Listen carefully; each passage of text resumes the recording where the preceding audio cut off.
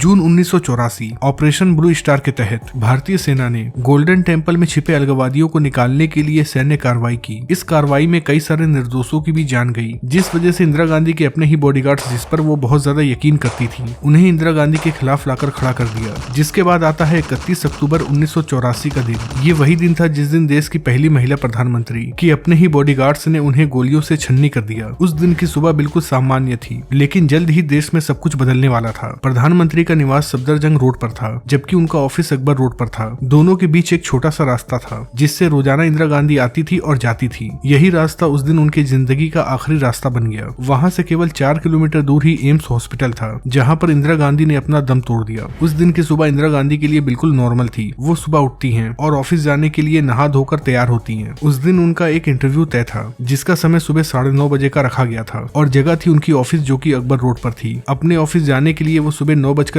पर अपने घर से बाहर निकलती हैं। उनके साथ उनके पर्सनल सेक्रेटरी, एक कांस्टेबल, सिक्योरिटी ऑफिसर, साथ ही उनके पुराने सेवक नाथूराम भी थे। लेकिन इस दिन जो सबसे हैरान कर देने वाली बात थी, वो ये थी कि आज Indira Gandhi bullet proof jacket नहीं पहनती हैं। जब उनसे कहा गया था कि बुलेट प्रूफ जैकेट पहन लीजिए, तो उन्होंने कहा कि घर से ऑफिस की दूरी केवल 50 मीटर है और यहाँ सब अपने ही लोग हैं, जो अपने साथ चलते हैं, उनसे कैसा खतरा। लेकिन बेअंत सिंह, जो पिछले 10 सालों से इंदिरा गांधी की सुरक्षा में तैनात थे और इंदिरा गांधी के विदेशी दौरे पर वो इंदिरा गांधी के साथ ही रहा करते थे, और दूसरा था केवल 22 साल का सतवंत सिंह, जो केवल 5 महीने से ही इंदिरा गांधी की सुरक्षा में तैनात था। इन दोनों ही चेहरों के पीछे गहरी साजिश छिपी थी। सतवंत सिंह ने कहा कि उसका पेट खराब है, इसलिए उसकी ड्यूटी चेंज कर दी जाए और उसे शौचालय के पास ड्यूटी दे दी जाए। ये सब पहले से ही तय प्लान का हिस्सा था। इसका नतीजा ये हुआ कि ये दोनों ही एक ही गेट पर तैनात कर दिए गए, जहाँ से इंदिरा गांधी को ऑफिस के लिए गुजरना था। करीब सुबह 9:25 पर इंदिरा गांधी अपने घर से बाहर निकलती हैं और अपने ऑफिस की तरफ आगे बढ़ने लगती हैं। जैसे ही इंदिरा गांधी गेट के पास पहुंची, बेअंत सिंह उनकी तरफ बढ़ता है। इंदिरा गांधी की नजरें उससे टकराती हैं। इंदिरा गांधी और बेअंत सिंह की 10 साल पुरानी पहचान थी। बेअंत जब भी इंदिरा गांधी को देखता था तो नमस्ते करता था। इंदिरा गांधी जैसे ही उसे देखती हैं तो मुस्कुराती हैं और हाथ जोड़कर नमस्ते करती हैं। लेकिन तभी बेअंत सिंह अपनी पिस्टल निकालता है और इंदिरा गांधी के सीने पर 3 गोली दाग देता है। गोली इंदिरा गांधी के छाती और पेट पर लग गई, जिसके बाद वो लड़खड़ाकर जमीन पर गिर पड़ती हैं। इतने में सतवंत सिंह आता है, जो अब तक खामोश था। वो केवल एक फायरिंग में ही 30 गोलियां चला देता है। गोलियों की आवाज चारों तरफ गूंजती है। प्रधानमंत्री के साथ चलने वाले सिक्योरिटी ऑफिसर ने उन्हें बचाने की कोशिश की, लेकिन सतवंत की गोली उनके पैरों पर जा लगी, जिस वजह से वो गिर गए। अकबर रोड के गेट पर तैनात ऑफिसर तेजी से बाहर जाते हैं, ये देखने के लिए कि मामला क्या है। तभी बेअंत और सतवंत ने अपने हथियार फेंक दिए और अपने हाथ ऊपर उठा दिए। बेअंत ने कहा कि हमें जो करना था हमने कर दिया, अब जो तुम करना चाहो वो कर लो। ये घटना उस ऑपरेशन का बदला था, जिसने सिख समुदाय के कई सारे लोगों को नाराज कर दिया था। तभी पास से आईटीबीटी का जवान दौड़ता हुआ आता है और सतवंत सिंह को काबू में कर लेता है। इंदिरा गांधी के ऊपर कुल 33 गोलियां चलाई गई थी, जिनमें से 30 इंदिरा गांधी के शरीर पर लगी थी। कई गोलियां ऐसी भी थी जो इंदिरा गांधी को आर पार कर गई थी। पहले तो पुलिस अधिकारियों ने एम्बुलेंस का इंतजार किया, लेकिन जब ऐसा लगने लगा कि एम्बुलेंस आने में टाइम लगेगा, तो फिर एक गाड़ी निकाली जाती है और इंदिरा गांधी को गाड़ी में लिटाकर एम्स ले जाया जाता है। केवल कुछ ही मिनटों में गाड़ी एम्स के इमरजेंसी में पहुंच गई, लेकिन अफसोस कि उस समय इमरजेंसी वार्ड में एक भी स्ट्रेचर नहीं था। किसी तरह भी एक ट्रॉली का इंतजाम किया गया। डॉक्टरों ने जैसे ही इंदिरा गांधी को देखा तो वो घबरा गए। तुरंत ही सीनियर डॉक्टर्स को बुलाया जाता है। पर अच्छी बात ये थी कि अभी तक इंदिरा गांधी जिंदा थी, पर उनकी हार्ट बीट थोड़ी कम थी। उसके बाद देश के 20 बेहतरीन डॉक्टरों ने करीब 4 घंटे तक ऑपरेशन किया और इंदिरा गांधी की जान बचाने की कोशिश की। खून की कमी ना हो इसलिए 80 यूनिट खून चढ़ाया गया, लेकिन डॉक्टर्स के मुताबिक इंदिरा गांधी के बचने की संभावना बहुत कम थी। जैसे ही इंदिरा गांधी के बारे में कांग्रेस के वरिष्ठ नेताओं को पता चलता है, तो वो सभी के सभी एम्स में इकट्ठे हो जाते हैं। लेकिन उन सभी का कहना था कि अगर ये खबर बाहर निकली तो पूरे देश में बवाल मच जाएगा, इसीलिए इस बात को दबा कर रखो। तभी एक डॉक्टर राजीव गांधी के पास आते हैं और कहते हैं कि हमने सब कुछ कर देख लिया, पर अब इंदिरा जी को बचाना हमारे हाथ में नहीं है। दोपहर 1:45 पर यह खबर पूरे देश में फैल गई और देश के कई सारे न्यूज एजेंसीज ने इस खबर को दिखाया। ये सुनकर पूरे देश में आग लग गई। हर कोई गुस्सा था। लेकिन जब ये बात पता चली कि उन्हें मारने वाले 2 सिख थे, तो इसे लेकर भी लोगों के अंदर काफी ज्यादा आक्रोश आ गया और दिल्ली के सड़कों पर सिखों का कत्लेआम शुरू हो गया। दिल्ली की गलियों में लोगों ने चिल्लाते हुए कहा कि उन्होंने हमारे नेता को मार दिया, अब बदला लेंगे। और बिल्कुल यही होता है। धीरे धीरे ये हिंसा पूरे देश में फैल गई। 3 नवंबर 1984 को राजीव गांधी ने अपने मां को अग्नि दी।